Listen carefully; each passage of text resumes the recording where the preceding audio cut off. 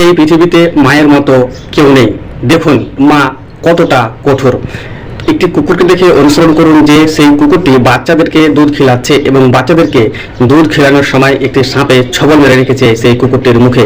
তারপরেও কিন্তু সেই কুকুরটি নিজের ছেলেকে দুধ খিলাতে ছাড়ছেন না এবং সেই কুকুরটি একটুকু নড়াচড়া করছেন না। কারণ হচ্ছে যদি সেই কুকুরটি নড়াচড়া করে তাহলে কিন্তু সে বাচ্চারা দুধ খাওয়া ছেড়ে দিবে, তার কারণে তিনি কিন্তু নড়াচড়া করছেন না।